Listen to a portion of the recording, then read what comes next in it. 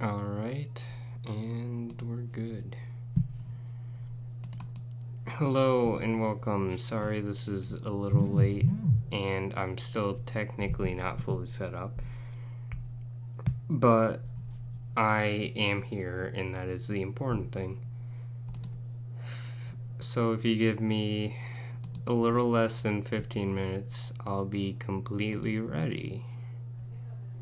Also, I apologize, there will be no face camera because I just realized with my new setup that I can't stream with a face cam at the current moment. But it should be fine for now.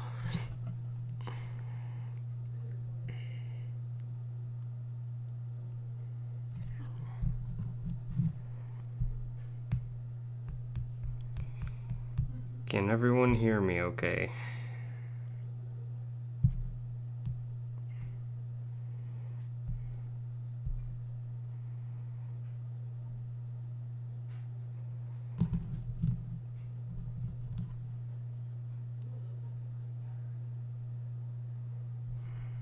Alright, that's good to hear. Okay.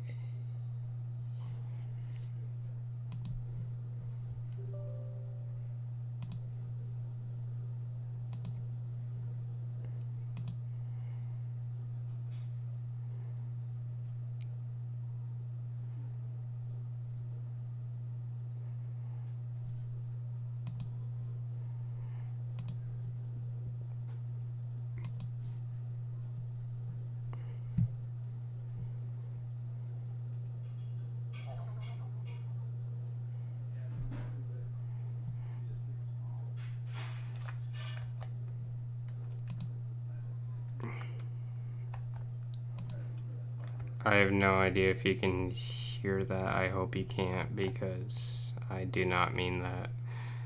Okay, never mind. The audio's cutting out. That's good.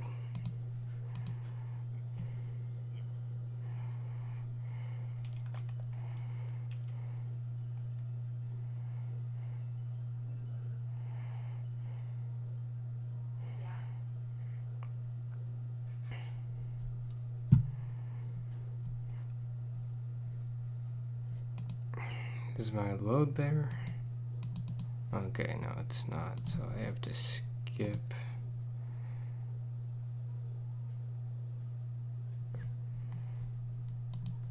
I think.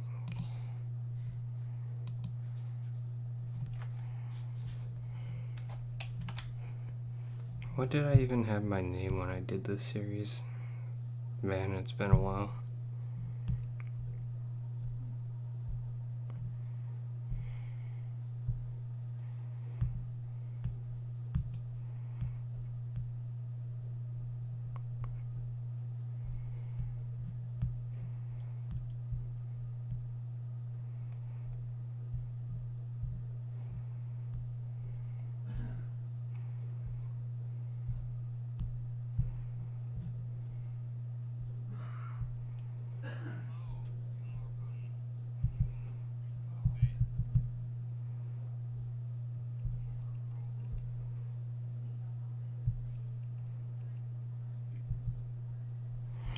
Oh, I forgot I put a cursed name.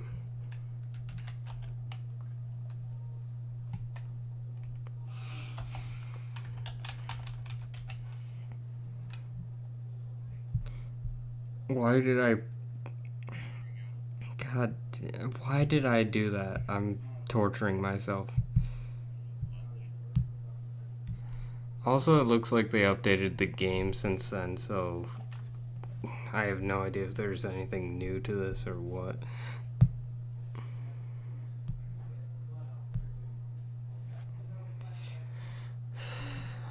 But hopefully it's all the same, so I can just skip through.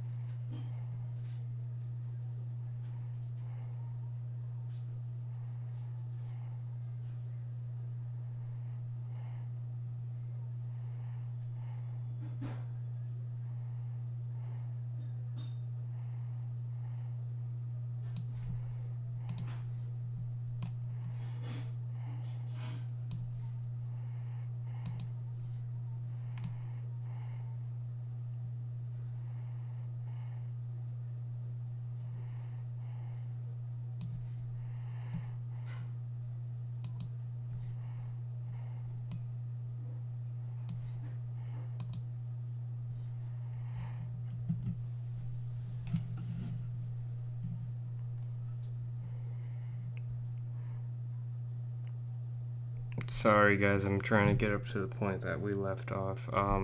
You should see Scream at 6:30, if not earlier.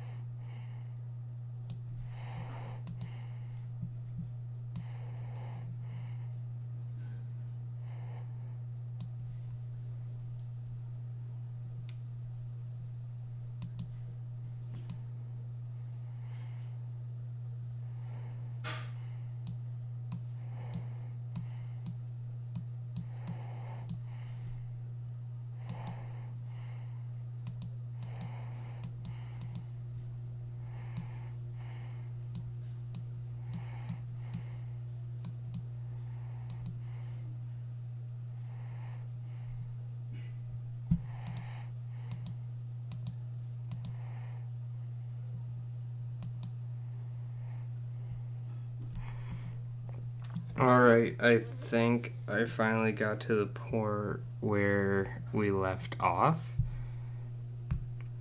I can't say this for sure, or with full confidence, but we're just gonna go with it. If I remember, we were in like some sort of contest, like a cooking contest.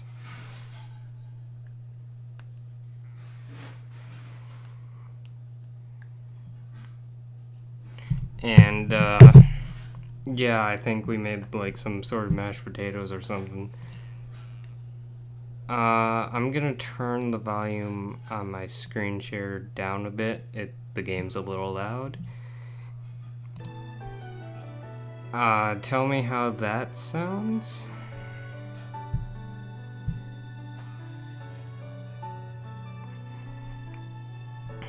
And I think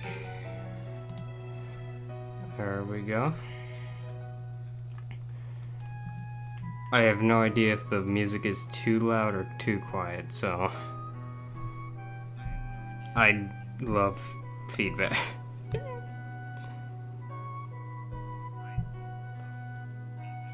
Alright, now I believe we just made some sort of potato dish, and yeah, we win the competition.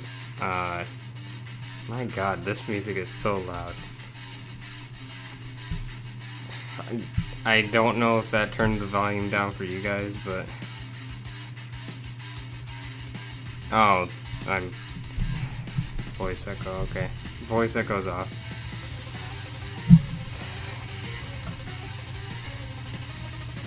I honestly don't remember any of the voice lines or voices I did for this.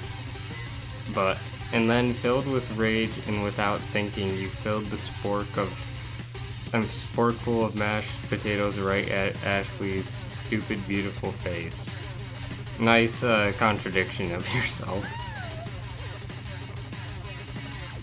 I can't remember what voices. I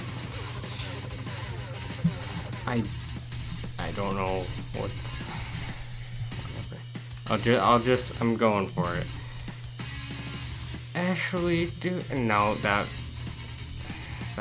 whatever. Von, do something. Scooping up a fingerful, Von tastes the dripping mashed potatoes and gravy and realizes that it's delicious. Horrified by this revelation, he slinks away. Will he ever be able to cook something with so much love and integrity? Oh, I hate this game. Oh, I forgot there's a dog. I'm just doing normal voice right now. Hold on, right there. Corporal Slammer, yes, that's what I named myself. We do not waste food in the broom cooking arena. Colonel Sanders, I expect better from you. If you throw one more spoonful, you'd both better be prepared to eat it from wherever it lands. Okay. Can I have potato face? Oh, potatoes face? What? I don't understand that. Von rushes back over the covered dish in his hand. Mashed potatoes with gravy? Pathetic. In just a few minutes I've prepared a full meal. Glaze upon my specialty braised tentacle of octopus in my silky saltwater sauce. Plated on the battle axe blade forged by my supreme chef ancestors. Whoa, that... What? Oh wait, I forgot this guy was a thing too. There's so many characters in this game. You've ignored me for too long. That ends now. It is I who will have the first bite, and you will look on with envy. The interrupting student rushes at Von and swipes a bite of his signature dish right off the plate. No. Something about that dish doesn't strike my nose quite right. I hate this. I think the octopus was rushed and may have turned in the process. The result could be toxic. Too late. It's been eaten. Can I have some toxic food, please? I don't want to be here. I think I left something in the oven. I don't feel so good. It killed him. Is he just how it goes?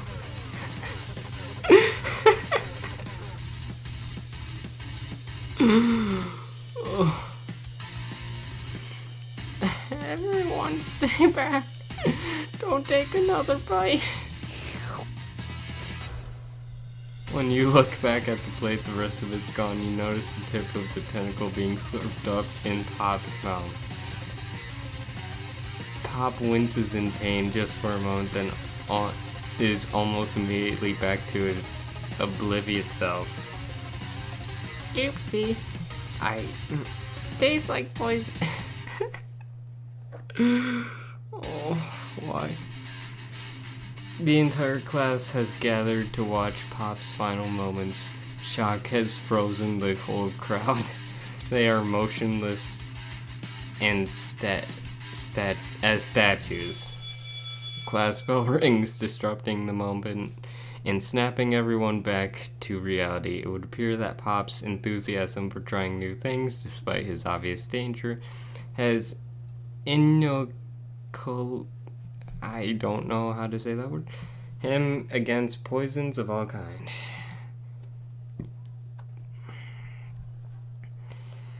I'm not sure the professor's here to make enough money.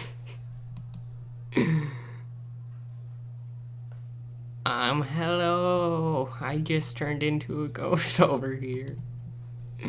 Seeing that you're shaken up by the really annoying student and all his nonsense, Colonel Sanders approaches you. I'm sorry you had to go through that. Please let me walk you home. What? For real? Oh, come on. You follow Colonel Sanders out of the room. At night, the school building has taken on another vibe entirely. It's dark and it's more than a little spooky. Colonel Sanders stands in the quad's neo glow and speaks softly. Those mashed potatoes you made in class today. Before you go on, I want you to know they're not a great representation of my skills. I didn't even realize I was making them. They were amazing. Tasting them, it reminds me why I became so passionate about food to begin with. Colonel Sanders is getting choked up. Cooking is obviously important to him in a way that you find inspiring. Now might be the perfect time to tell him you're developing feelings for him. I'm not. Colonel Sanders? Yes, Corporal Slammer. I hate that name. Why did I choose that? There's something I need to tell you. Hold it right there. There's something I need to tell you first. Aw, jeez. You see, when I was just a boy, I had a dream that one day I would be the greatest chef the world has ever seen. Okay. And every day since, I have been working toward that dream. Day and night, never stopping, never resting, also lifting a lot of weights, like so many weights. I don't see how weights will help you cook, but we should follow our dreams with all our hearts, that our souls may grant them like wishes floating on a shooting star. Hey, no, you. Shut up, I'm the one here to say inspirational stuff and be the star of the story. Are we forgetting that your cooking literally killed a guy? You can't prove that. I also saw you kill that guy. What was his name? Somewhere in the distance you hear a long sad. Forget him, we're talking about me. Me. I'm the hero. What the actual fuck is this? The spork monster is here to fight a hero. I think I left the fridge door open. Later, nerds. Okay, he is the smart one in this situation. If you see this anywhere, just run. Don't even try doing anything about it. Just run.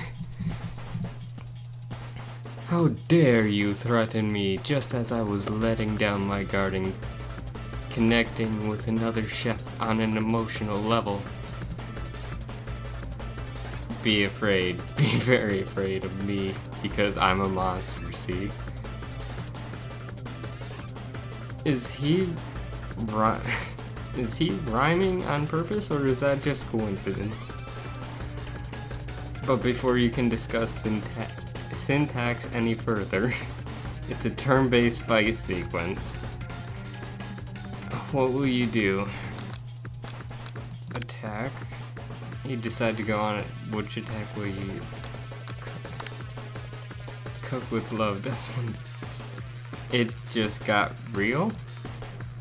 The attack would really upset Spork Monster.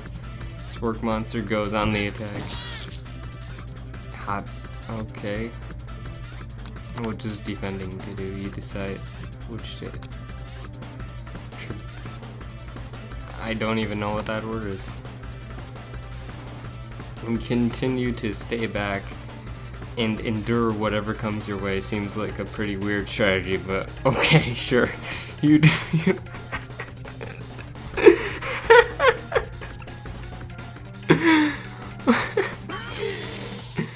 Spork Monster focuses their mashed mind and draws in energy from the Mother Earth itself. They grow larger and more intimidating. How will you respond? Cook with love. Spork Monster is no quieter. Buffed up and ready to rumble, they go on the attack once again. Uses utensils. You take 2 damage from the attack. If you take 1 more damage, you're not going to survive the battle. Okay, I'm just gonna attack. I mean, like, how do you win this? Spork Monster is oozing cheese and sauce into the lawn of the quad. I wonder who's going to have to clean that up.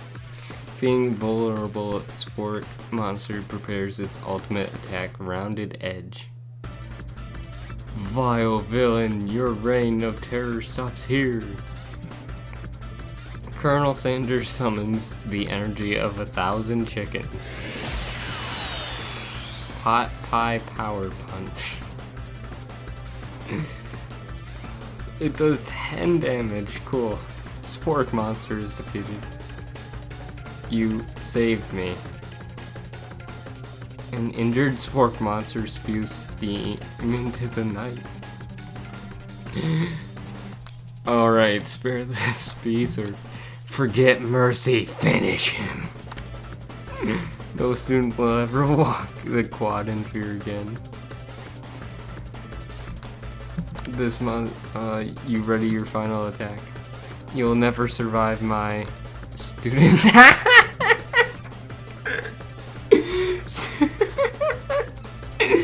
My student debt loan destruction.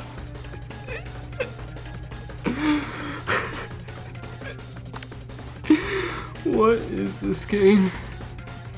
It does 10 damage. This completely vaporized Colonel Sanders looks on in awe. You continue to surprise me, Corporal Slammer. The defeated monster left behind a special item. It appears to be a cookbook, but upon closer inspection, so much more. It's a book of magic spells with a golden chicken on the cover. You open the cover and find a library card tucked inside. The last name to have signed it out is Borko? Borko. That name sounds strangely familiar. Blood is pumping as you stand in the quiet of night, holding the mysterious book in your hands. As you come down from the battlefield, that should be calm down from the battlefield. Whatever. Battle buzz. You realize that your final attack has left you completely depleted. I mean, student loan. Yeah, that'll take years off of you, honestly. The world around you begins to fade away. Without any energy to keep your eyes open, darkness overtakes you. Oh, God, no. Why? The image of Colonel Sanders flashes before your eyes as you fall asleep. He must have helped you get home. In your tired state, you don't know if you could have made it out. I made it without him? Oh, you can... Okay. What a guy. You want to thank him, but you don't have the strength to utter a single word. You feel your covers being pulled over you as you are tucked in tightly. Good night, my colonel. In your dream, you're together with Colonel Sanders, For some reason, Sprinkles is also there, instructing your love. Dreams are wild. Are weird. Wild, weird, same thing. What? You awake on day 2 and attempt to process the wild visions that you had. Were they memories or premonitions? And then there was that secret ingredient that Colonel Sanders went ahead and told you outright. Not much of a secret, huh? It's probably just because he already trusts you so much. Sure, that makes sense. We'll go with that. You meet up with your bestie in front of the school. Before you can tell her about the encounter with the spork monster, she launches into a story of her own. Okay, I know this might sound a bit strange, but I think I might like Clank.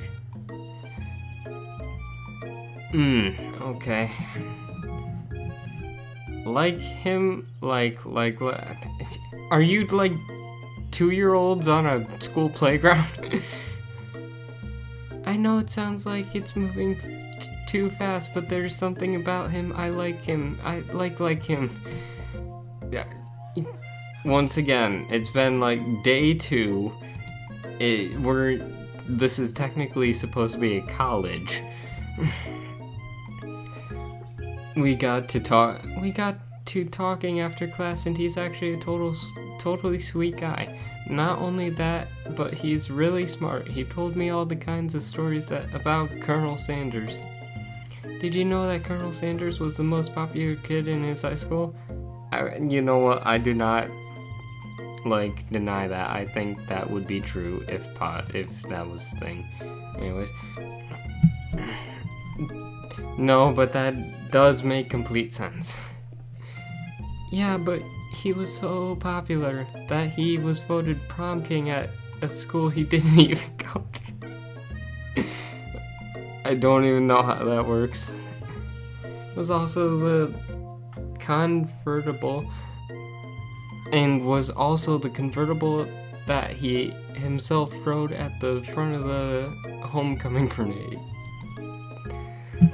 I think maybe something got lost in cooker language translation there.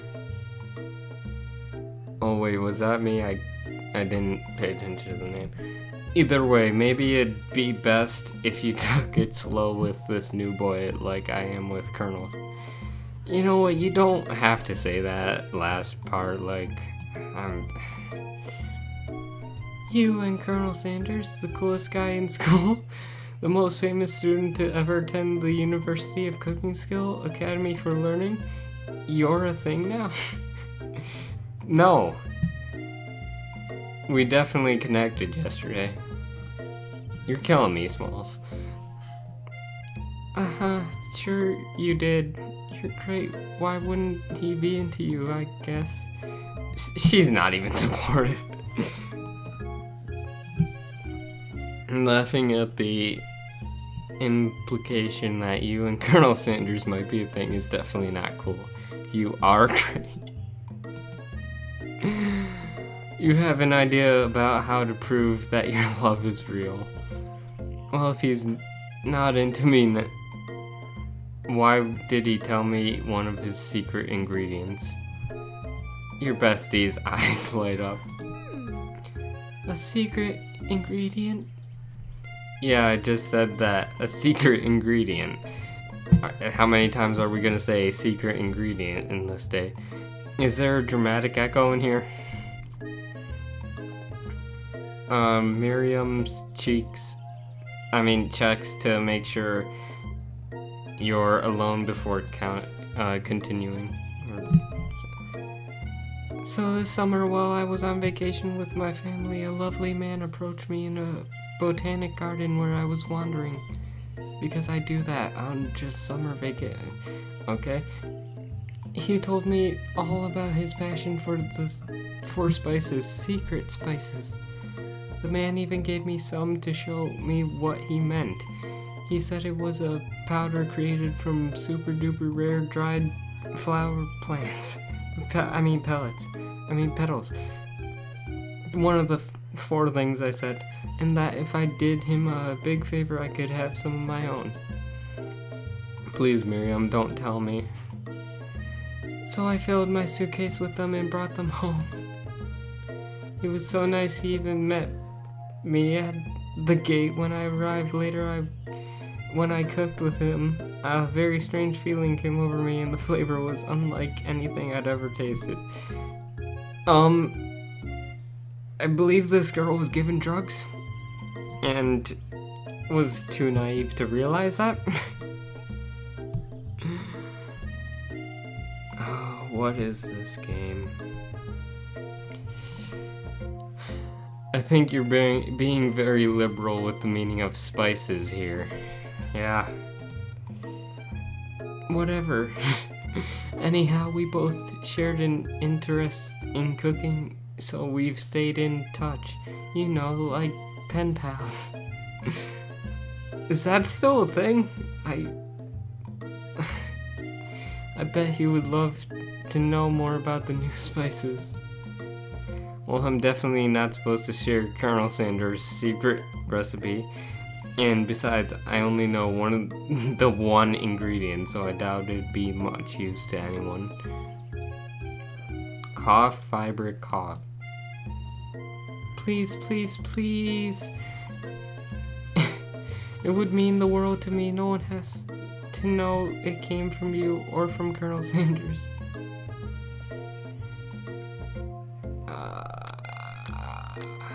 What do I do here, guys? Like...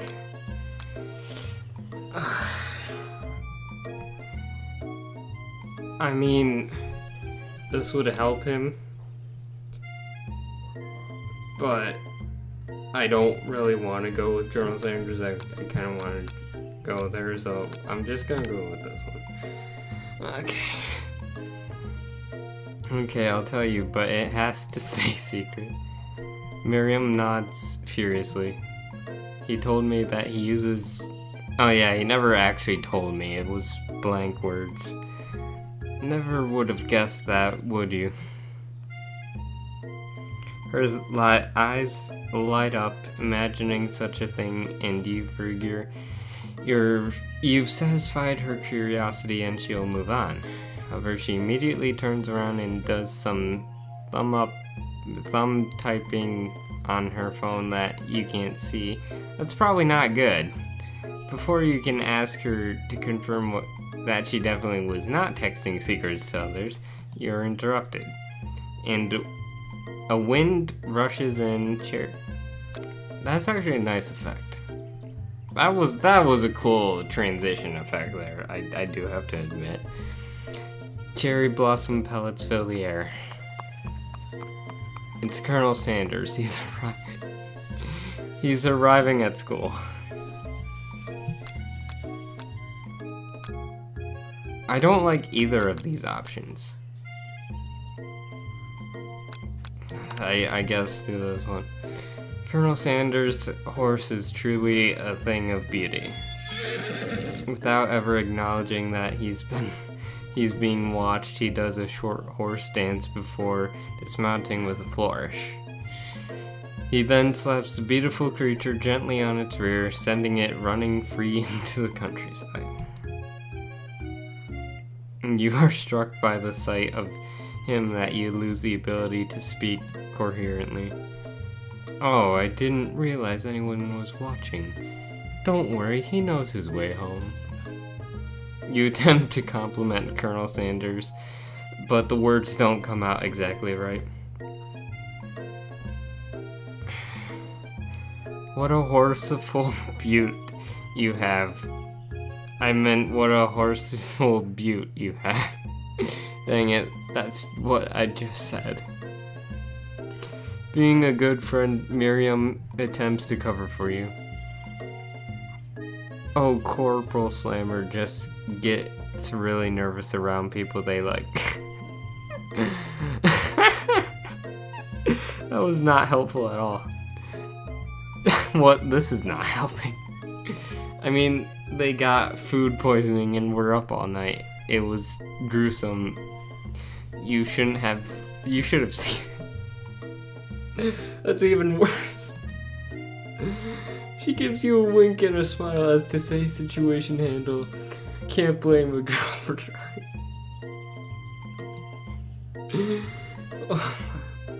And with that, Colonel Sanders disappears into the school, leaving you and Miriam to follow. When you enter the classroom, you can see your two rivals, Ashley and Von, are doing something bad. By the way they're hiding, you know it must be really bad. Like counterfeiting recipes, bad. Experimenting with restricted ingredients, bad. What are, other than like uranium or plutonium, what cooking those aren't cooking ingredients, but what cooking ingredients are restricted? Summoning a demon, bad. I mean, that's bad. You try and get a peek over Von's hulking shoulder, but he sees you coming.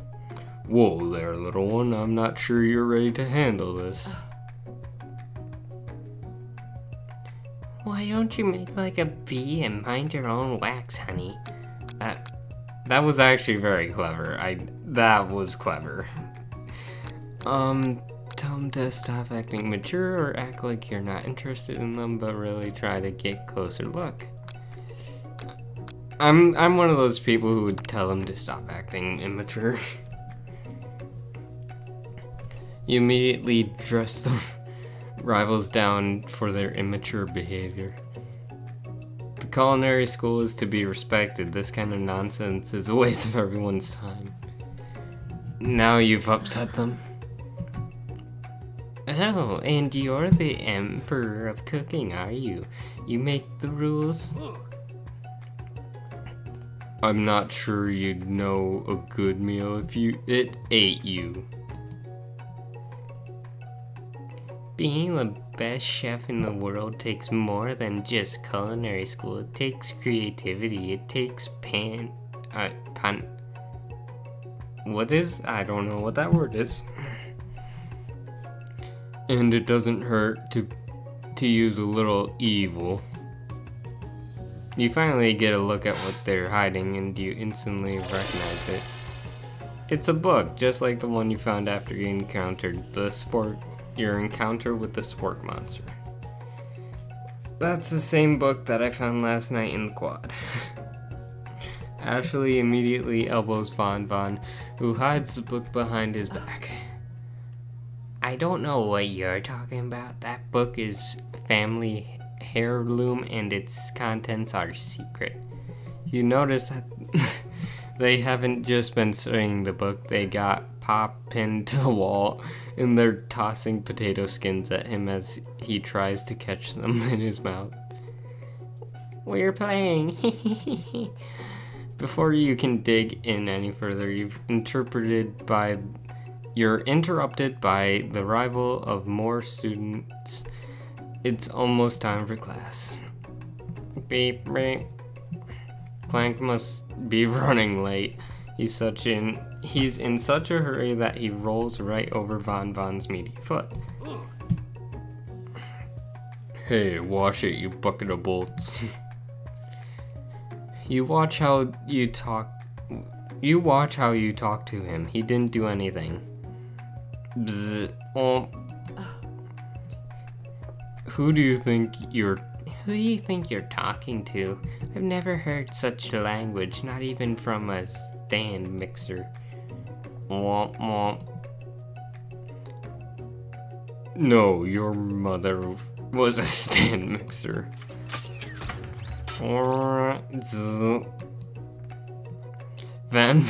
Von jumps to attack Clank, but Clank shoves Von, sending him flying across the room. Protect me, Colonel Sanders. These crazed men are about to come to blows. I'm assuming that means like fist fight. I think it must be over me, but I'm not interested in either of them. Ashley's tone has completely changed in an instant. She bats her eyes. eyelashes at Colonel Sanders. Surely he must know that it's a ruse, right? Gentlemen, must a hold of yourself. Save it for the arena at least, or don't, honestly. What do I care? I've got a lofty career aspirations to focus on. Maybe I can help you with your business plan.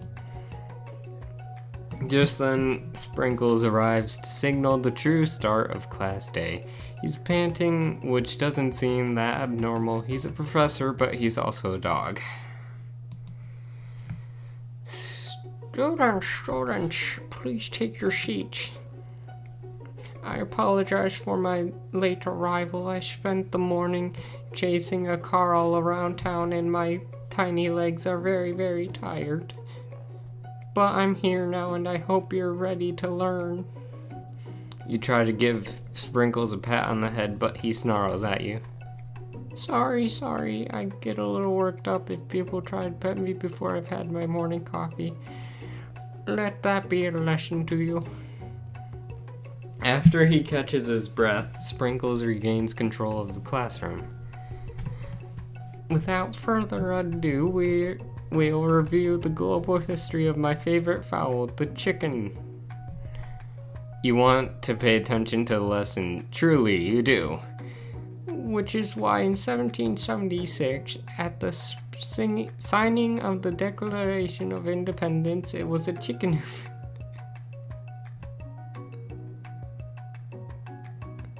I'm just gonna ignore this sentence completely. But you can't help but daydream about Colonel Sanders and you miss most of the important parts. Let's skip this part and just say you miss most of the boring parts. When you come to, Sprinkles is holding a tray of food in front of you. Well, Corporal Slammer? Naturally, this appears to you to be a sample platter. Which item do you take? A glass of water? Grab the glass of water and gulp it down. It's cool and crisp, like the pressed snow melted by a mountain spring. Hey, that was mine. It was from my favorite toilet. You owe me $6. You've got excellent taste. You think to yourself, geez, I should pay better attention. We all make mistakes. I'm sure he'll forgive you someday. Come on, it's lunch. It's time for lunch. Before anyone can relax, the cafeteria's lights dim, and your rivals enter to make a dramatic announcement. Today's lunch will be prepared. Be a timed competitive cook-off. The level of theatrics with these two is off the charts.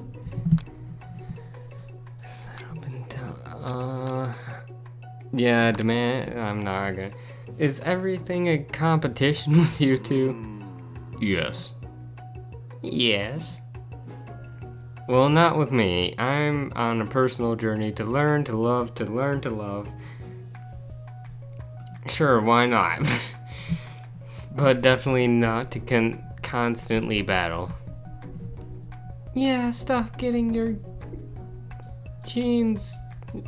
I'm gonna say genres crossed. Oh yeah, I'm such an idiot. Wow. Don't you have some portable monsters to capture or something? I need to eat if I'm going to have the energy to sustain my education and pursue my dream of being a master chef.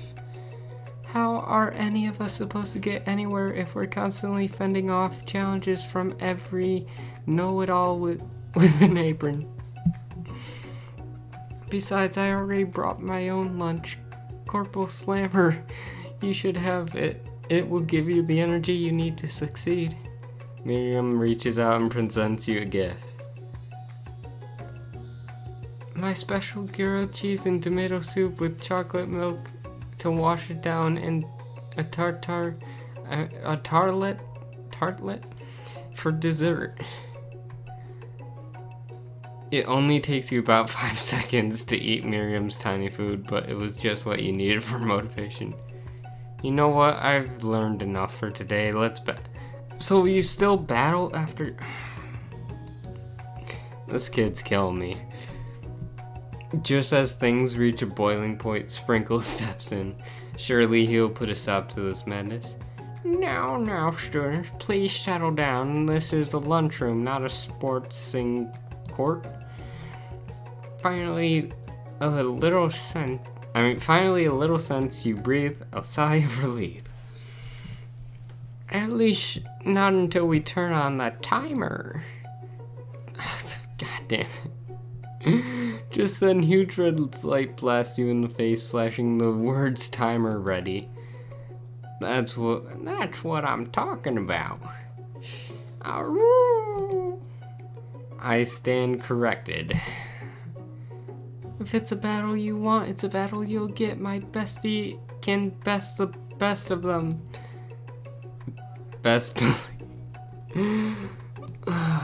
Why?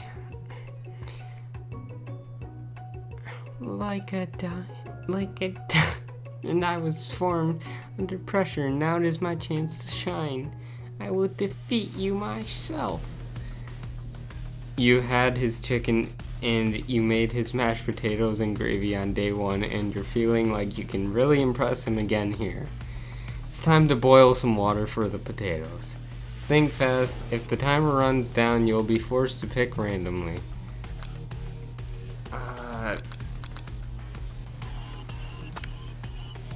Oh wait, it's... What were you thinking, Gormal Slammer? Get your head in the game. You're going to need season this chicken, you cook it. You don't know Colonel Sanders' recipe exactly, but you have an idea. 7? That's wrong. I've seen... I don't even know what that is. With a better sense than that. And the miniature kind, no less. Now that you've got some basic steps going, it's time to elevate your craft. What seed of mine offers the most flavor? Gratitude. That's right, you must never take this opportunity for granted if you hope to succeed. Your classmates are rooting for you, but Ashley is simply stronger and faster than you. You better pick up the pace if you want to survive. When you were a child, your father told you never to forget where you came from. Every day you meditate on his advice and draw energy from that place.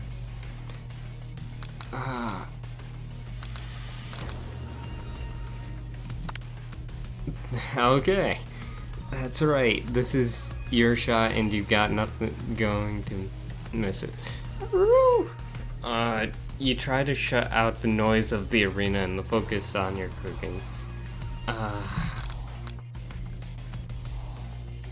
Sizzling? Oh. Don't make me get the spray bottle. Is this the end? Yep. Okay.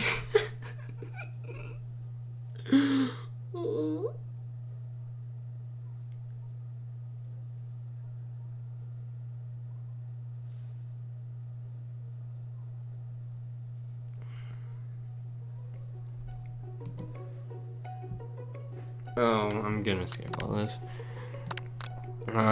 Stop wasting everyone's time.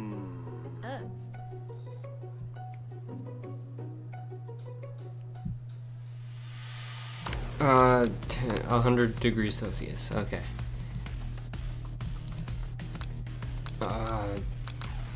10? It was 11? Wow, okay. Gratitude. Small town. Sizzling. That's wrong, okay. You notice Colonel Sanders out of the corner of your eye. I believe in you, Corporal Slammer. He's actually cheering you on. Which would be awesome, except knowing he's watching you makes you totally forget what you were doing. Now all you can think about is Colonel Sanders. Oh, shoot. What were you thinking? Get your mind back in. You are stranded on a desert island with only. What do you take? I know, right? You know what? Shouldn't you be focused on the challenge you're falling behind?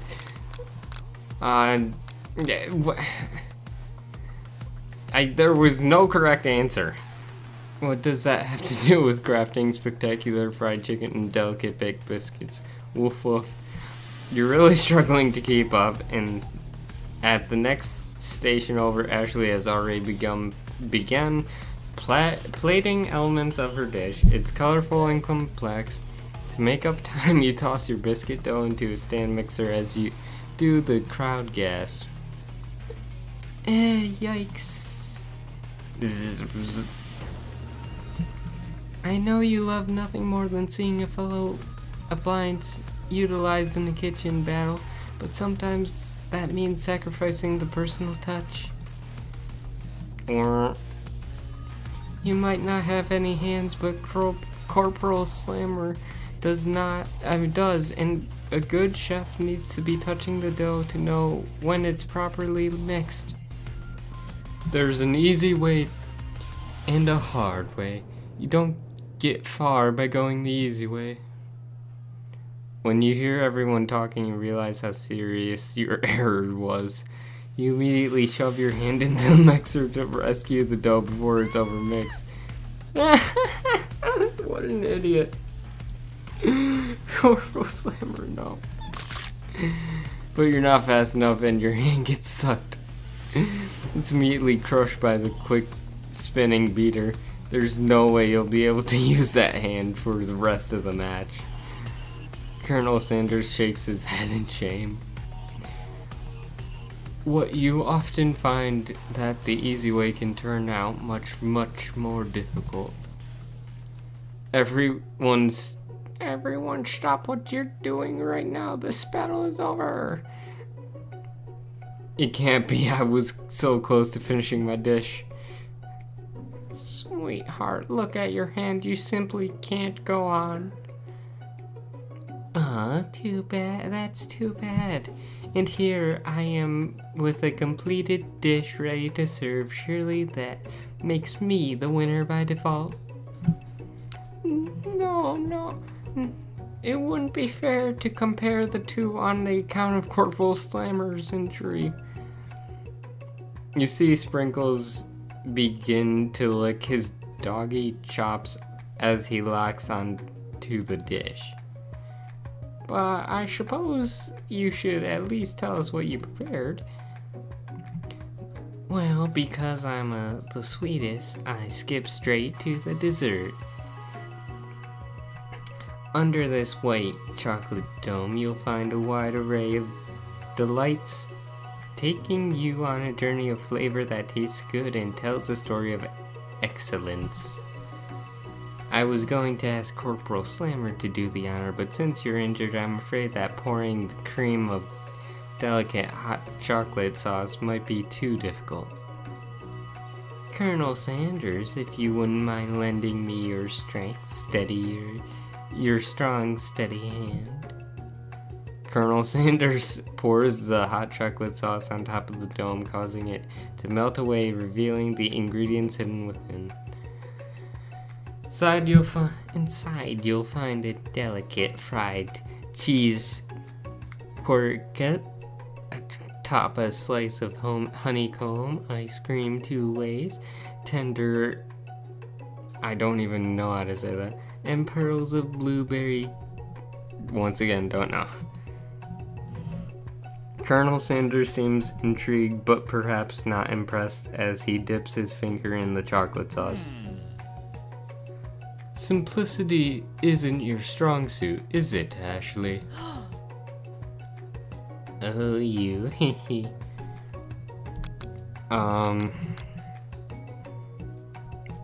Internalized rage you feel. Put yourself between, I'm just gonna do internal work. Your rage burns so intensely within your eyes that they burst into flames. The flames cause your eyebrows to catch fire and turn to ash, and they fall off your face, which means people will have a hard time understanding your emotions for the rest of the semester. Perhaps forever. Embarrassed and ashamed. You, by your poor performance, not to mention your crispy fried brow, you run for the quad to be alone. The beautiful weather feels like an insult inside of you as storm rages. It's Colonel Sanders. He's probably here to tell you that he and Ashley are in love and have decided to get married. Way to jump to conclusions, man. And he won't ever ask you to cater his wedding. Because you're a terrible chef and an awful person.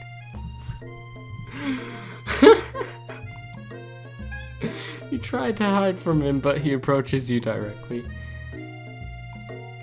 I know you're hurting right now. Not from the devastating loss, but from that run-in with the mixer and that small fire. We should get that checked out. I'm fine, can't you leave me alone? I'm a loser. I'm not fit to fill your fryer. I'll never be a master chef. Failure is part of life. Not just for you, but for all of us. Do you think I've never failed at anything before? That's exactly what I think. You're perfect, man. Well, think again. I wasn't always the man you see before you. Enrolled in culinary school, incredibly handsome, successful, motivated. Well, handsome for sure. I was born that way. But I've walked other paths and arrived at dead ends. I was passionate about life, but I failed as an I don't know what that is. I was passionate about justice, but as I failed as a lawyer. You were gonna be a lawyer, man? Damn. I didn't know, but people see my delicate ribbon tie and my well-kept beard and assume that I've always got it all together. Which is true now, but it hasn't always been. Oh, I didn't realize he had a bow tie. Okay. Sounds like this guy could really use a hug. I resolved then that I was going to amount to something. No amount of hours, labor, or money would deter me from giving the best I had to give. As Colonel Sanders changes focus, you can see something ignite inside of him, a burning passion. One has to remember that every failure can be a stepping stone to something better.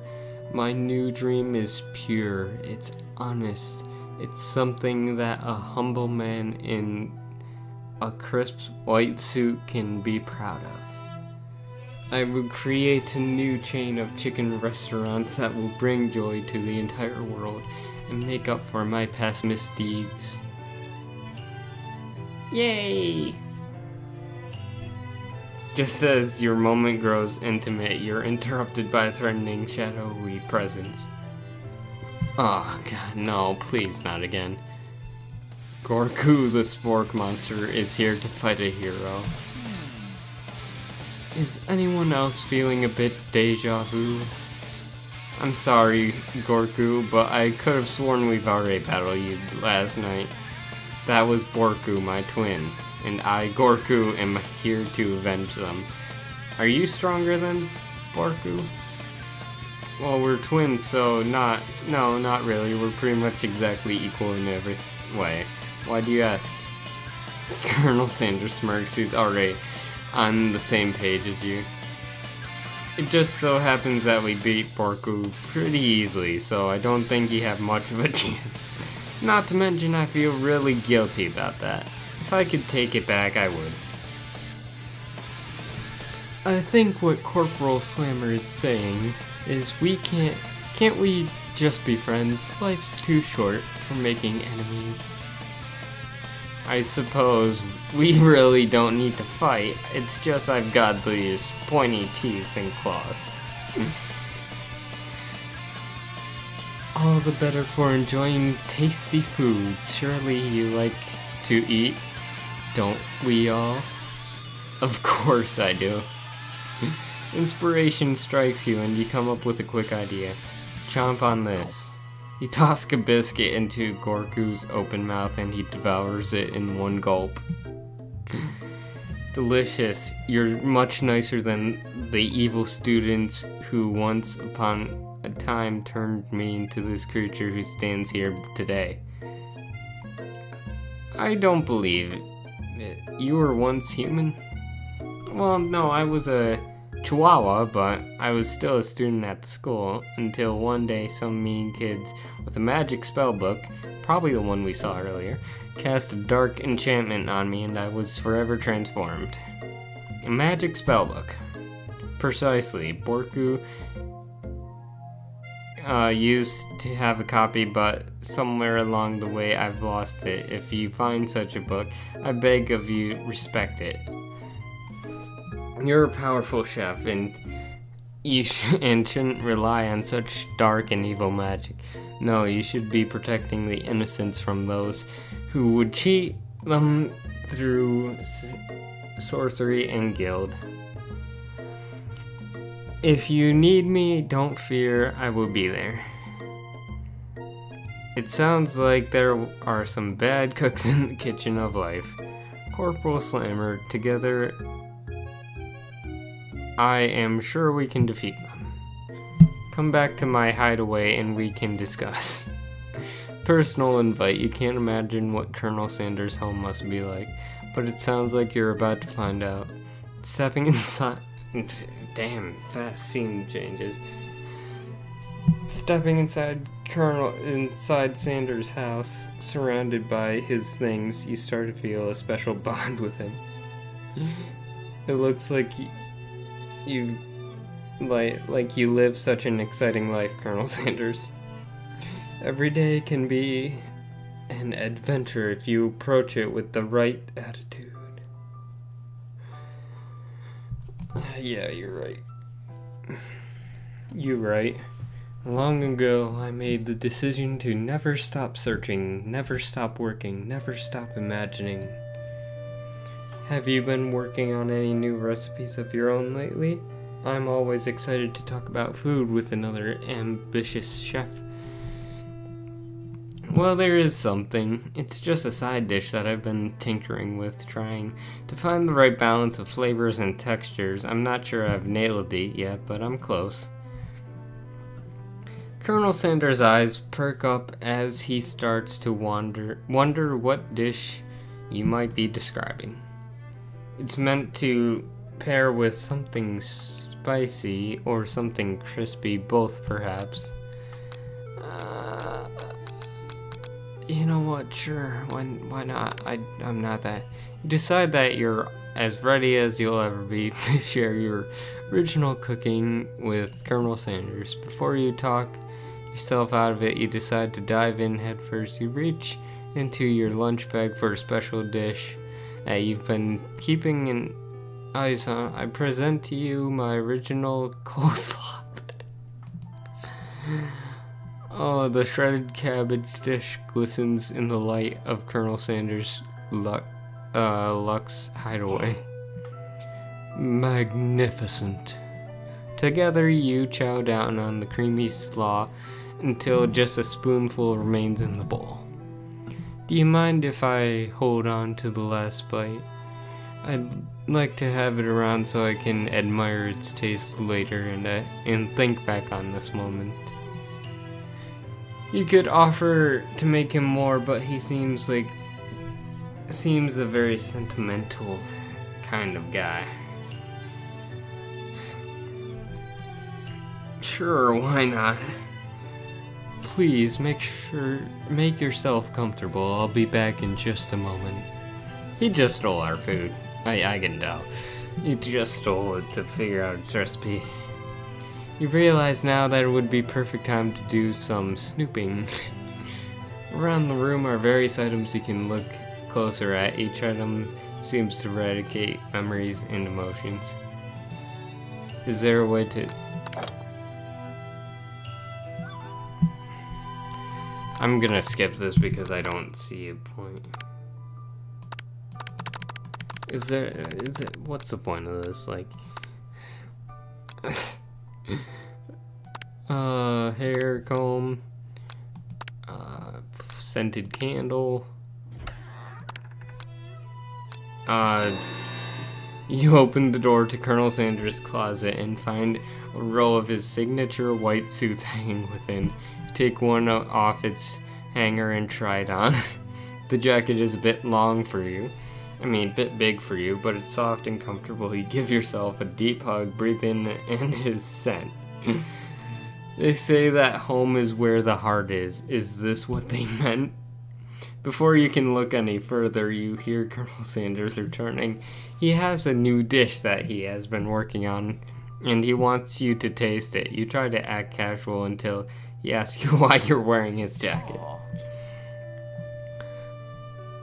I don't usually loan those out, but I must say, it does look good on you. Oh, grab the jacket. You Fessa, side now. I'm just gonna tell him that I was cold. I'm so sorry, I didn't mean to intrude. I just got a little cold and thought this might warm me up. Colonel Sanders smiles and scoots close to the fireplace. It's warm by the fire. Why don't you come a little closer? Suddenly, everything feels like it's moving too fast. Final exams are tomorrow. Oh shit. You should be thinking about what you're going to cook. I should be home studying.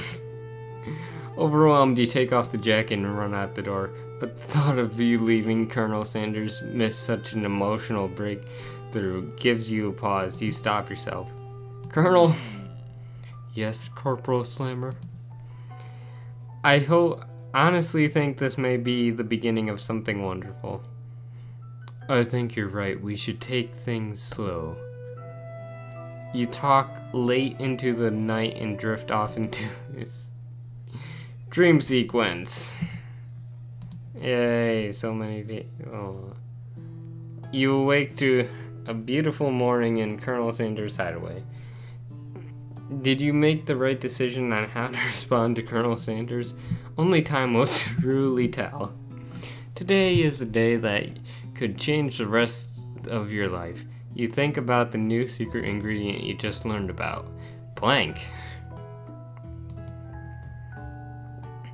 In some jurisdictions, blank isn't even... Once again, what food ingredients are not legal or are restricted? But if the recipe is a secret, how will they know? Your thoughts are interrupted when Colonel Sanders emerges into the room. He's holding a gorgeous plated breakfast, and your mouth waters at the sight of it. Here is a simple breakfast I just whipped up. It's, meticulous. You taste Colonel Sanders' food and it takes you on a journey. When you return, he's waiting to ask an important question. So, would you say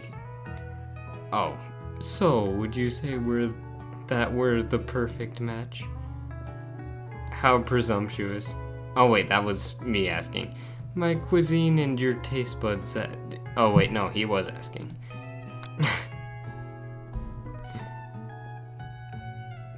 Okay, I'm not... Now here's the problem here. I'm not that dick who would do something like this. But I'm not gonna I'm not into him, so it's like a hard decision, but I'll do that one. I think we make a great team. Single tear begins to pull in the corner of his eye as he gazes out the window. And with the right business partner, I know I can't fail. Business partner, could he be talking to you? It's all happening so quickly. Overcome with emotion and confused by your feelings, you're on the verge of tears. Unable to speak, the only answer you can find is to run out the door and get home. There's still one more day of school after all. The University of Cooking School Academy for Learning waits for no one. You get home to find something very surprising. Your best friend is there waiting for you. Why are you in my room? Are you sneaking through my room? Where have you been? Because I had one heck of a night. Please don't tell me you took more drugs. I've been desperate to talk to you about it, but I couldn't find you. I got worried that something had happened to you. It's okay, But now that it turns out you're fine, I can finally get you up to speed with the saga of Miriam. Sure, but you will not believe what happened to me after school yesterday. I went on a date. Okay. I think I can believe that. Since I've been partnered up with Clank, he asked me to go out with him. Of course, I told him you better keep up with your dials turned on you better keep your dials turned to polite and respectful. I'm not that kind of girl. Okay. But he was just interested in spending some one-on-one time together and getting to know me, so I said, yeah, sure. I can get to know you a little. No, the little metallic guy. Long story short, he took me skydiving with. You were able to go skydiving within a matter of a couple hours. But thing quickly spiraled out of control.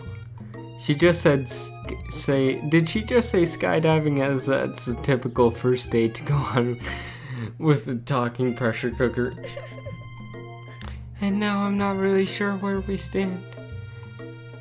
You don't give Miriam time to tell her whole story, however, bottling up the details of your own night is just too much to bear. And I went on a date too, back to Colonel Sanders' house where I spent the night with him. You what? Nothing happened, but the emotional connections, wowzers. Miriam offers to support you no matter what you do. Together with your bestie, you feel like you can do anything. When you arrive at school, you encounter your rivals in the quad. You can tell from a distance that they're picking on Pop, though he himself might not quite grasp that fact. Because, he's Pops. What a swirly. It sounds delicious. Oh, it's great. I'll order you one right away. I'll have my swirly with sprinkles, please. Sprinkles is a dog and a treat. You get your swirly dip too. Why don't you pick on someone your own size? Because I'm literally the biggest person at this school. You got a point there. There's something horse. There is that horse that Colonel Sanders rides to school, but who would dare pick on such a gentle and beautiful creature? You've got some nerve, Corporal Slammer. Suggest I pick on a defenseless horse? Now you're twisting my words. I won't have it, and I won't have it. You clench your fist, but the injury from yesterday's mixer accident makes you wince with pain. Doesn't look like you can go on cooking like that. Might as well just give up. I'll never give up, ever. Colonel Sanders arrives just as it appears things are close to boiling over. A naturally intuitive person, he senses that something has been going on. Is everyone excited for the final day of school, Corporal Slammer? How's that hand feeling? I'm sure you will be back in fighting form by this afternoon. Aren't you concerned about my hands, Colonel? Yesterday I almost broke a nail winning so hard. Technically, I don't believe a winner was decided, but your presentation was quite impressive. What is he doing complimenting her? But what about the flavor of my delicate, warm, gooey chocolate sauce? It's clear that you're passionate about how your food is received. That's a lot of words to say. It was bland. Oh, damn. Excuse me, Corporal Slammer. I am more than capable enough to speak for myself. Oh, that was... Anyway. Maybe you could tell me more of your thoughts as I walk into class, Colonel. I'm always interested in discussing the fine art of fine foods. See you inside, Corporal Slammer. Annoyed by Colonel Sanders' inability to see Ashley for who you know she really is, you walk across the quad to get some distance. In an attempt to distract yourself from how slighted you feel by that interaction with Ashley, you take out the spellbook you received yesterday and start flipping through the pages. Whoa, that's a book. That's that book. It looks like bad news. If we summon a demon, I'm gonna start saying this game is actually good. It's just something I found lying around. It would appear to be some sort of grimoire? I don't know what that is. But I don't really believe in that magic stuff. Like a book of spells? I don't know. Who would spend so much time decorating a magic book if it weren't really powerful? I can think of one surefire way to find out. You open to a page covered with arcane warnings, cast only in case of extreme emergencies. It says around the edges of the page.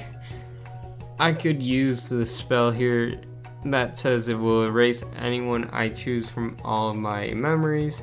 If I scrub out Colonel Sanders, it would probably help me focus better on the upcoming final exam. Please do that. That is way drastic. Couldn't you do something else, like anything else, not rooted in dark magic? Maybe tie a string around your finger? Okay, fine. It is drastic. But desperate times call for desperate measures. You've got a memory erasing spell sitting right in front of you and a pretty good excuse to try it out. Don't do it at all. You take your friend's advice and put the book away. It's almost time for class.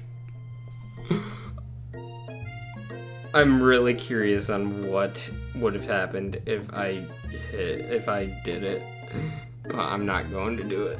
I'm pretty sure it would have led to a game over or something to the sort. Sprinkles is already in the room waiting for the students to arrive. He clears his voice to make a quick announcement. I want you all to know I feel something of a dog moment coming on, but I assure that it's nothing to be afraid of.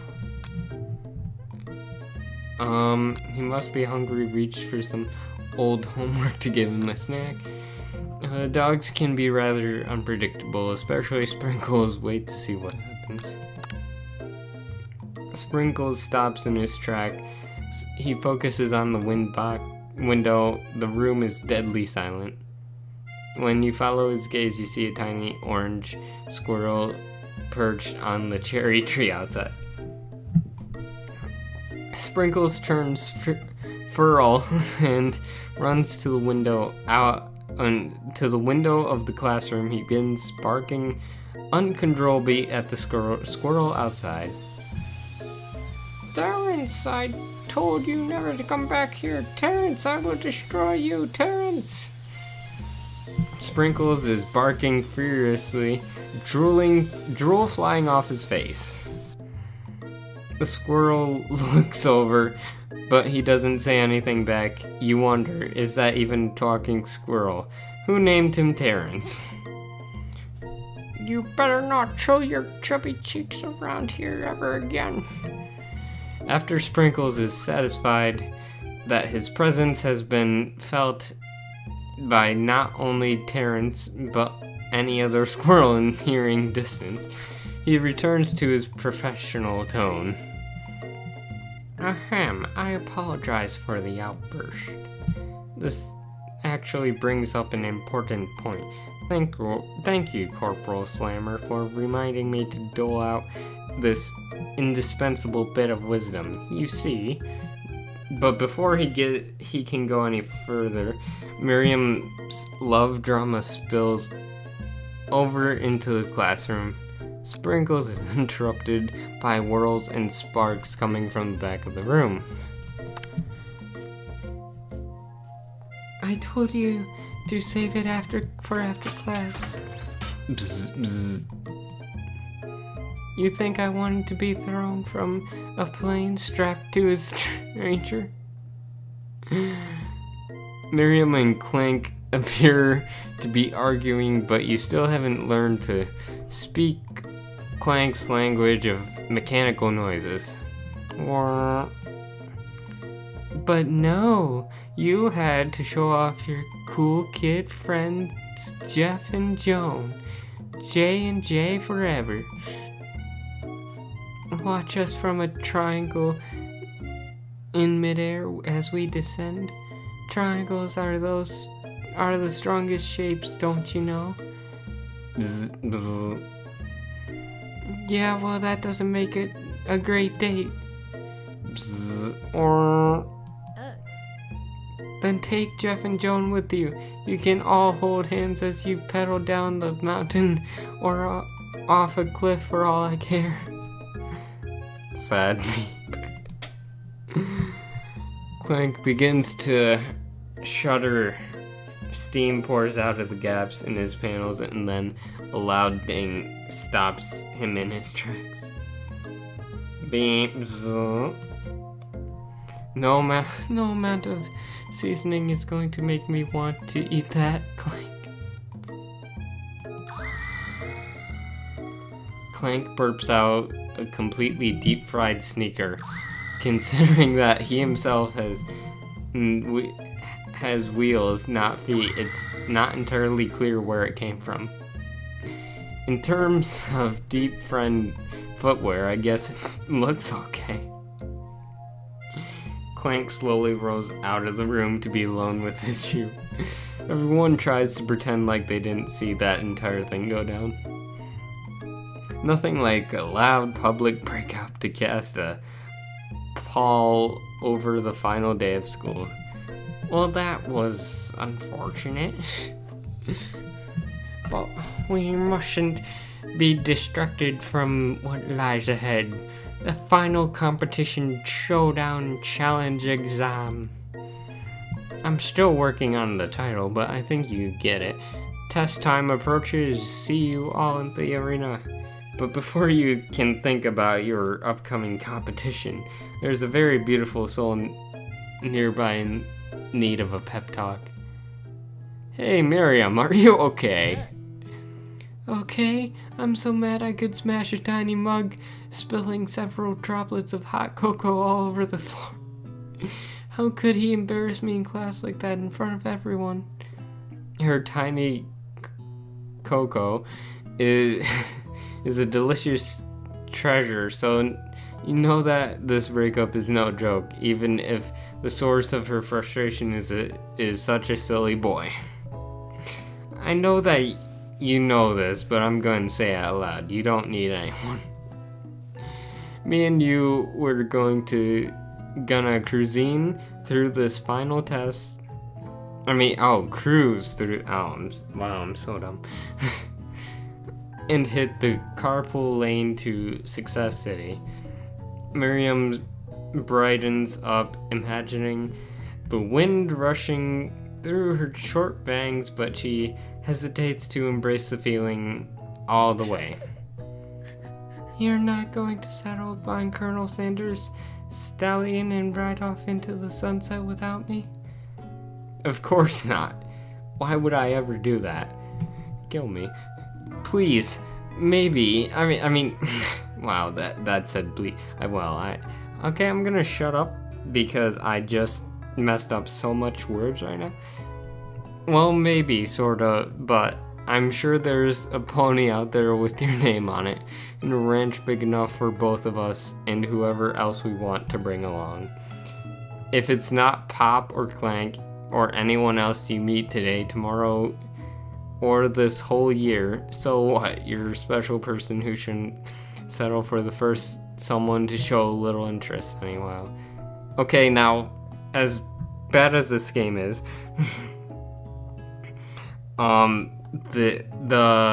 this is actually somewhat good advice. Miriam gives you a big hug and wipes the tears from her cheeks. I should really review my menu for today. I'm going to make a very special soup. And I bet that Professor Dog is going to love it up. While you were pep-talking Miriam, you completely missed lunch. But that's okay, because you had a better idea of how to spend time before your exam. You decided to head to the arena early to practice a dish. This is it, the location of your final challenge. A test of will, a test of courage, a test of talent, and a chance to beat the pants off of Von, the supposed whatever is, and his evil counterpart Ashley.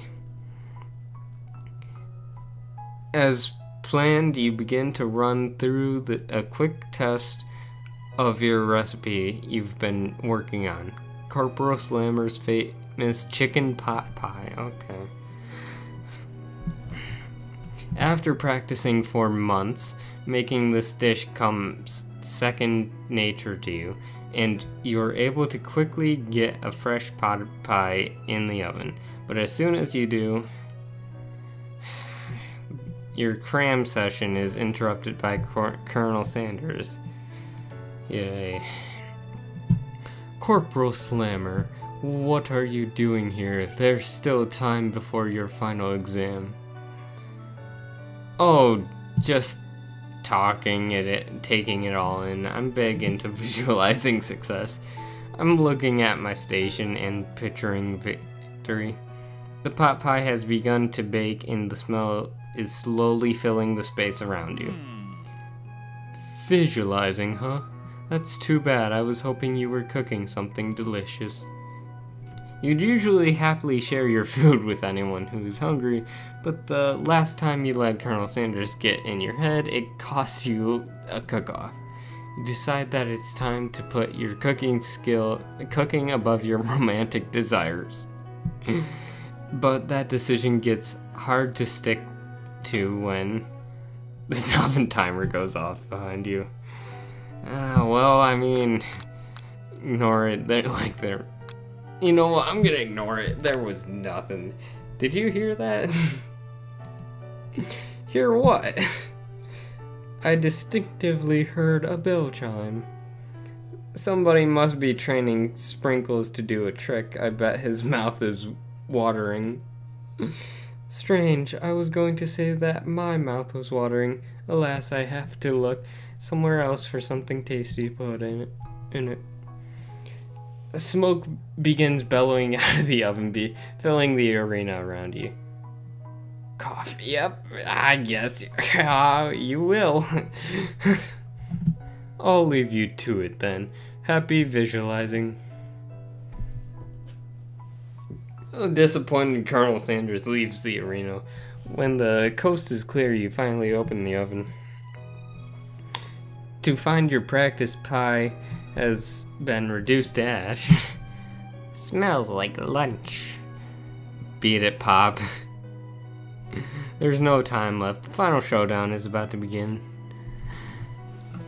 Sprinkles lays down the ground rules. There are no rules. That is except to cook with everything you've got. You set out for the cook-off of a lifetime. You decide that mac and cheese plus the pot pie you've been practicing are just the dishes that'll push you over the edge to victory. Meanwhile, both Von and Ashley are preparing wildly elaborate dishes per their usual over-the-top selves. Miriam has her giant magnifying glass and several sets of tweezers.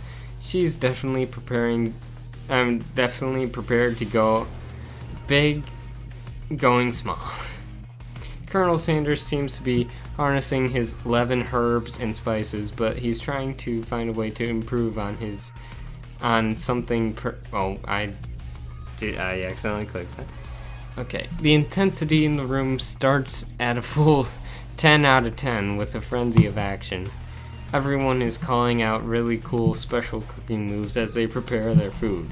Wow, this is getting serious. Oh yeah, when I cook like my mac and cheese, I'm like, pour the butter, get the milk in here. In like a Navy battleship or whatever. Colonel Sanders batters his chicken as it levitates through the egg wash. Miriam furiously injects ingredients into an itty-bitty pot of broth. Best friend Bastard Blaster. Von flexes his pectorals as he chops up a sea urchin. Let's rock and roid. Ashley scoops her pastries off the tray with lightning speed. Shadow personality spatula. Even Clanks gets in on it. 5 dial pressure point chicken cooking technique. Wait, did Clank learn to speak English? It's the singularity as was foretold. We mustn't let it happen, or the appliance uprising will take us all. Self-destruct. Von quickly unplugs Clank and rolls him out the back door of the arena. As you frantically prepare your dish, you notice Ashley has her spell book out. She can only to use some dark magic to turn the tide. You've got a book of your own, and you're desperate not to see her win another battle. Should you take this opportunity to fight magic with magic, even if it's almost certainly evil magic? I'll do it the hard way. Who needs magic when you got passion? I'm going to do it the hard way. Colonel Sanders sees that you've chosen to win on your own terms, and he gives you a subtle. I always mess up that word because it's like subtitle, but it's subtle. It's like subtle. That's what it's. Anyways, wink from across the room. I believe in you, Corporal Slammer. Miriam notices too. And I've always believed in you, Corporal Slammer, since we were little kids, because I'm your best friend forever. You turn to notice that Miriam is at your station cheering you on. Miriam, what about your dish? If you're here cheering, who is cooking?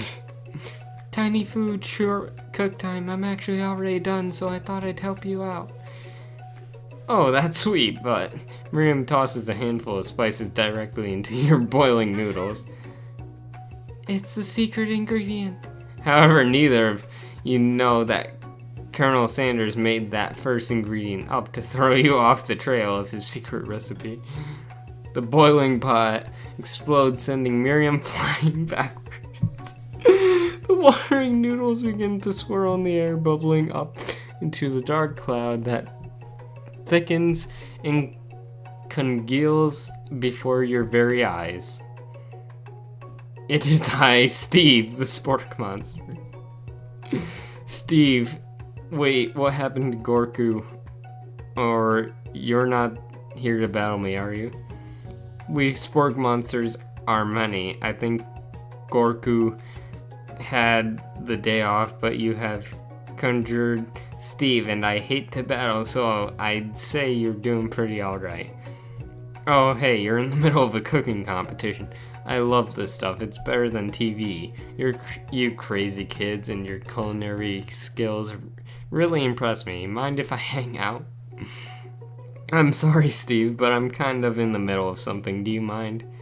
Steve the spork monster notices that you've got the Glimmer stashed beneath your cooking station. I see what you're up to. Crisscross some magic items and accidentally summon me here. Oh, okay, so that's how he got there. Yeah, you guessed it, sort of. If you're here, would you mind tossing some fresh noodles in the pot of salt water? I'd love to. I've always wanted to be a top chef, actually. You know, when I was just a little spork pup back in the old country. You can feel a spork monster winding up to tell a very long and involved story. You don't know exactly where they came from, but it seems like they were probably lonely there. Actually, you know what? Maybe you should watch from the stands. I really need to focus on this competition. I understand. It's kind of like that time in monster school that I had fallen asleep during that scare tactics class. When I woke up, you toss a serious stare at Steve and he takes the hint. Never mind, I'll tell you later. Good luck. Having suffered this huge setback, you don't know how you could ever win. I'm not gonna give up, so I can do this. I have what it takes. I came here to win. Your hair turns mac and cheese orange and... Wait, your hair turns mac and cheese orange as culinary energy flows through your body. That's not normal. Then again, none of this is normal, so... My heart is pure, my hands are steady, my taste buds have been preparing their entire lives for... Yes, Corporal Slammer, you are the chosen one. You will avenge me. The power you'd been summoning immediately fades back out. You interrupted my inspiring monologue. Sorry. My heart is pure, my hands are set. I will show the world of my... You begin to levitate off the ground. Energy courses through your body. You know that this power that you can do anything except turn back time, which would be super useful because while you were powering up, your chicken pot pie overcooked in the oven and can't be served.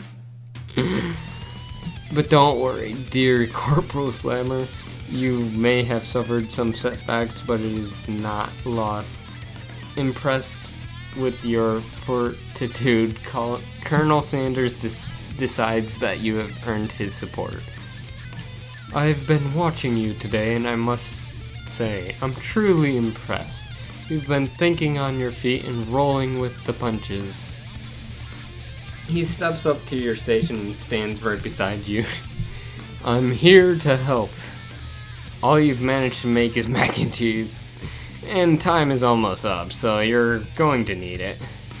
But Colonel Sanders, what about the test? What will happen to you? What about the rules? Following the rules have never really been my thing. I follow my heart. What a guy. Colonel Sanders unfolds a delicate white towel to reveal the most delicious fried chicken tenders you've ever laid your eyes on. And besides, sometimes unexpected combinations can have surprising effects that surpass their individual efforts. Are you suggesting if we combine forces we can form the perfect food union? Time's up, students. Whoa.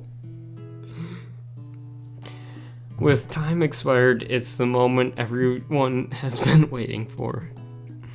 You mustn't now prepare to present your dish. A handful of students stand tall, but the class seems incomplete. It seems we're missing some students. Pop, clank. From off the screen, you hear a pure and innocent giggle that can only come from one student. Hehehe, I'm flying. Sounds like it's coming from the broom closet over there. Miriam, would you mind? Inside the closet, you see Pops hanging on the broom, hooked by the elastic of his underpants. Pop, get down from there right now. Let me guess, did Von have something to do with this? When someone asks for a wedgie, who am I to refuse? I thought a wedgie was a salad. It looks like Pop is eliminated from the challenge, seeing how he didn't cook anything. I can't feel my legs. May I be excused? Sure. You kids and your pranks, I must say, it's not the worst prank in the UCSAL history, but it's not exactly yearbook material. Wait a second, pranks, clank. Where did that pressure cooker roll off to? You wait to hear a signature world beep or other, I don't know how to, onomatopoeia. That took me a minute. But there's none. Somehow he must have got unplugged, I guess. We'll have to figure that out later. That leaves only 4 remaining students. Please collect your final projects. Yes, it has been a long semester. Wow, 3 whole days long. So long. I wish school was that long. But after days of hard work, the time has come for me to eat. Miriam, please step forward. Now describe your dish. I've made tender udon noodles and savory soup. My word, it's so delicate. Is that a teeny tiny... Don't know what that word is. I spy afloat in the itsy bitsy bowl. Yes, Chef. Please call me Sprinkles. Chef is my father's name. Yes, Sprinkles. And some green tea made from baby tea leaves that I picked myself. Sprinkles carefully sniffs around the dish before opening his mouth and letting just... I accidentally clicked that. Sublime. Would anyone else like a taste?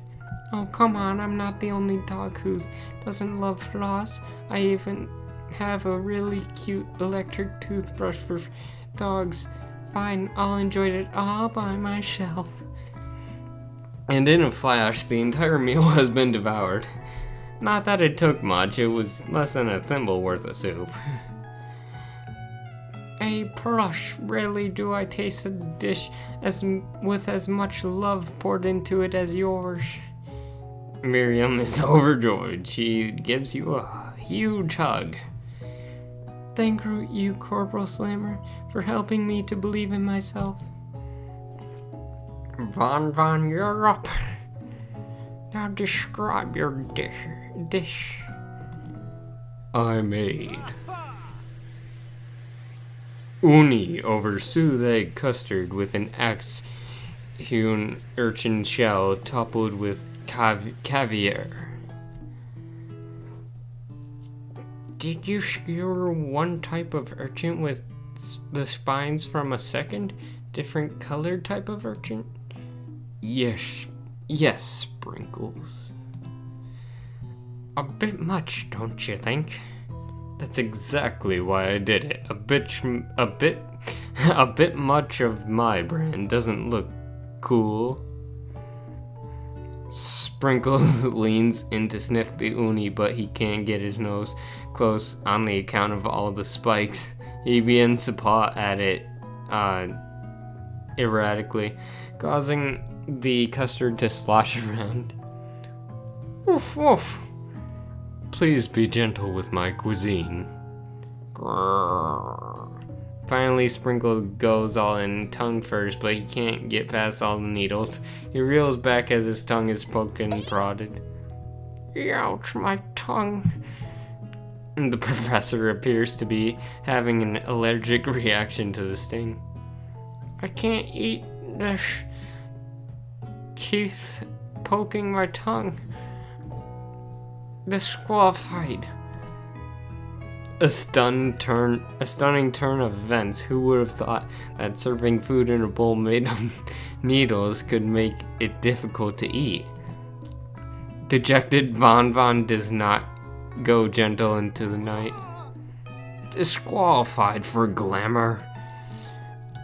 Don't discount Thimpin, whatever that's. This isn't the last you've heard of me. Before forcing us to endure his swollen tongue for another moment, Sprinkles graciously laps up another bowl of milk. I know, yeah, I'm a dog and I drink milk. Get it over it. Sometimes it helps calm my agitated tongue. Next student. Ashley, it's time to shut up. Now describe your dish. I made orange blossom Turkish delight and light rosewater syrup topped with French something and connected by sugar glass. Okay, the sugar glass is actually really cool. I've seen things of sugar glass and man, it's just really cool. That actually doesn't sound too bad. Indeed, it's quite delightful. However, I'd ask you please refrain from eating or attempting to taste it in any way. It's very fragile, meant to be a display piece. Don't eat the food at a cooking school? Got toast in your ears or something, Corporal Slammer? I told you it's a display piece. Actually, I must say, it is beautiful. However, this is a cooking competition at a cooking school. Yeah, which is why I cooked it, and I did extremely good job cooking it too. I didn't realize that we were having an eating exam. If I were to be judged on eating, I'd go to College of Eating, School for the Hungry. Wow. I suppose you could smell it if you're absolutely insistent, but don't breathe too hard and you might disturb the sugar spiral. If the food cannot be eaten, it cannot be judged. You are disqualified. Rage overtakes Ashley and she finally cannot keep her two-phase routine up. You wouldn't know how high-end cuisine if it cooked you. And with that, Ashley storms off to rededicate herself to being the best, but this time without being shackled by trying to be fake nice and liked by everyone. This isn't the last you've heard of me either. If this class gets much smaller, I'll be teaching by myself. You and Colonel Sanders, the final cook, step up. You and Colonel Sanders, the final cook, step up. 2 chefs? What began as a bowl of delicious mac and cheese has become something else. He examines it closely, sniffing and eyeing the bowl. Uh-oh, I don't have a good feeling about this. From somewhere in the room, a literal drum roll plays. Just when I thought I've seen everything in the kitchen, you give me this, and completely blow me away. In my 49 dog years of life, I have never tasted anything so delicious and perfectly balanced. It's so delicious, in fact, that everyone passes the class. You pass, and you pass, and you get a pass. Everyone gathers around and partakes of the mac and cheese bowl. They all seem to transcend this reality into another dimension. You win. Together, you and Colonel Sanders have made a new menu item. The new menu item is so impressive, even the Von and Ashley are drawn back by its magnetic fragrance.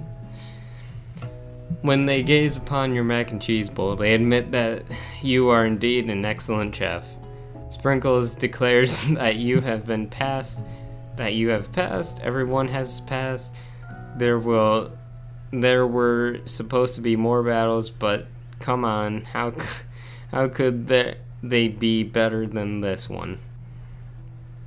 Now that the school year is complete and everyone has graduated, the students return for one last assignment, to get their groove on. The cafeteria has been completely redecorated in order to serve as a site for the school's graduation dance. Compared to the massive high-tech cooking arena, the humble decor seems downright cute and cozy. DJ Dog in the house. I hate this.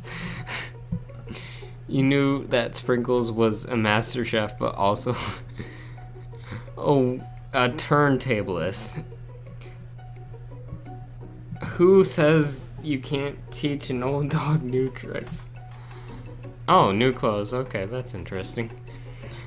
Von and Ashley tell everyone that they've committed themselves to righting the wrongs they did while they were villains. The villains. For a moment, you actually believe them. Not another haunting. No ghost allowed at graduation. It's clearly written in the school's bylaws. I was never actually a ghost. It was a trick to get you to finally notice me. Oh, assuming. And now that everyone is together, it's a spork monster. He's totally mellowed out. Everyone, the spork monster is no more. From here out, I'd prefer that everyone refer to me by my new name, Partly Monster. Student tries to finish what he had to say, but everyone is too wrapped up talking to Spork, sorry, Party Monster. Dejected student walks off. Maybe things didn't work out for Miriam romantically, but she found the love in her cooking, and you know she's gonna do great. A red carpet rolls out across the floor of the ballroom. It's like Hollywood movie premieres. Who could command such an entrance? It's Pop. He arrives late to the dance, but apparently for a good reason. Oh wait, that wasn't him talking. Walking the carpet, you see perched atop his dirty chef hat a crown? Welcome back, Pop. I know you weren't able to complete the final exam and accept your diploma, so we had to mail directly to your father. We figured it was the least we could do for the school's dean. Oh, I get it now. I don't. But, okay. And we get a new wing on the school, not to mention the honor of educating the son of the chancellors of... What? The music at the dance is interrupted by the sound of sparkling and electric hissing. Oh, it's Clank, who has arrived late to the dance. Now that I have graduated, I can reveal my truth. Whoa, he's doing the talking thing. I am Clank, and I'm not of this earth. I'm actually from a faraway planet in another dimension. What? I actually feel like I knew this and knew it this whole time. Now that I've learned the other ways of your kind, I must return. Miriam, will you come with me? I don't know what to say. Besides, no, obviously. I have just begun to learn who I really am. This isn't the time for me to devote my life for figuring out who you are, Clank. You're blown away by Miriam's maturity. It's pretty clear she has managed to surpass you in that regard. I understand, kind of. Humans are weird. The portal opens up and Clank disappears through it. Finally, Colonel Sanders arrives. Oh boy. Oh, okay, that's just normal classwork. Howdy, classmates. Just like the first day you met him, he has come prepared to feed the entire class. However, it is not enough to just give them a bucket of chicken. This time it's a full meal. I didn't get to the most famous chicken man. Get to be the most famous chicken man in history of chicken and man, not by reminding people to go out and buy my chicken.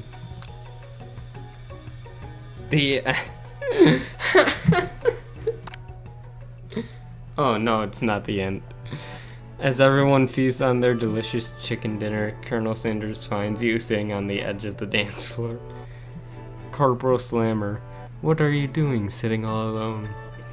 Oh, you know, just waiting for the right person to ask me to dance. I wonder, might you tell me what are the qualities that you would expect to find in such a lucky person? Off the top of my head, I don't know, a spicy musk, a tidy goatee, and a degree from the University of Cooking School Academy for Learning, just to name a few. It truly is my lucky day. Would you dance with me?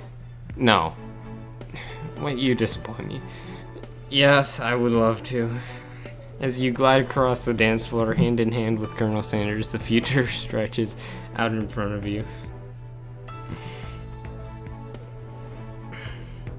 And once my 100th franchise is up and running, I'll be ready to take a day off, and I'll be so glad to spend it together with you, Corporal Slammer.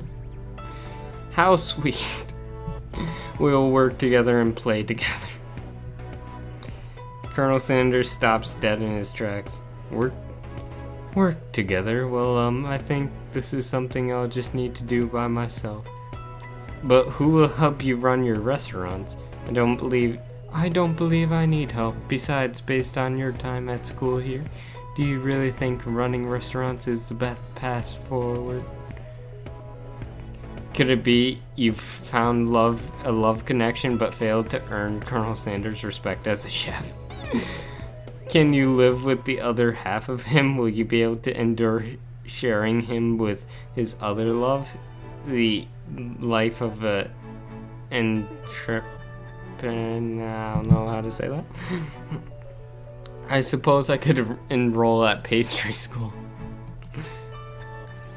Oh, my dear Corporal Slammer, I'm sure that you'll find your place eventually. And along the way, you'll have me by your side. The end. Is it actually the end? Can we call this out? Kentucky Fried Chicken presents. I think that's it, guys. Yeah, that's it. I do have to say, even though I'm not really a big fan of this game, I do like this anime opening type thing, because if you guys don't already know this, I'm a big anime fan, so.